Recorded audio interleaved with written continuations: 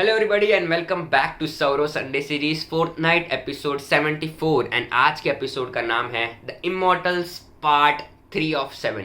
In the first part of the immortal series we discussed about demon king Mahabali. In the second part of the Immortal series, we discussed about Vibhishana.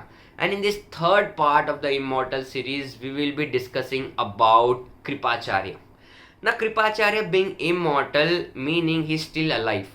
And ऐसा कहा जाता है कि he stays near this glacier lake called Kanchani Tal.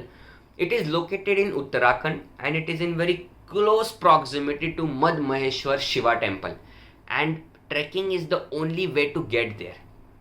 Talking about his birth was very unique. He is one of those person who is not born via womb or from the womb. इनकी एक twin sister थी, उनका नाम था कृपी. इनका नाम रखा गया कृपा मीनिंग ब्लेसिंग्स एंड इनके सिस्टर का नाम था कृपी.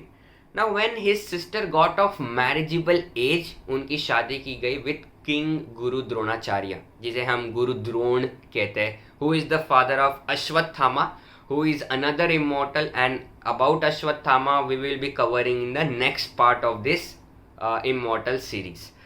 Now पांडवास के जो फादर थे एंड कौरवास के जो फादर थे, पांडवास के फादर का नाम था पांडु एंड कौरवास के फादर का नाम था किंग धृतराष्ट्र. इन दोनों को वॉरफेयर के टैक्टिक्स जो है वो कृपाचार्य ने ही सिखाए थे.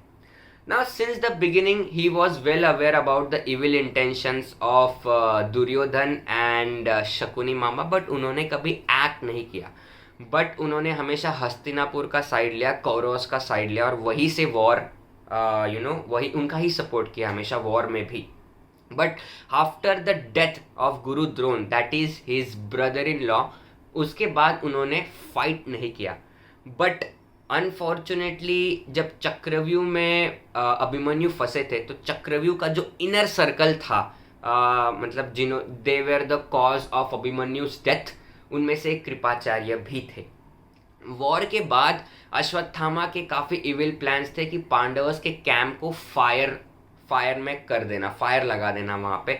और उन्होंने कृपाचार्य से भी कहा कि आप भी मेरा साथ दो, बट कृपाचार्य ने कहा कि मैं फायर नहीं लगाऊंगा, I will protect the gate और I will guard the entry of that camp, but I will not set the camp on fire. और वो फायर को आग बबूला होने की वजह से अश्वत्थामा को कर्ज भी दिया गया. भगवान श्री कृष्ण ने उनको कर्ज दिया था.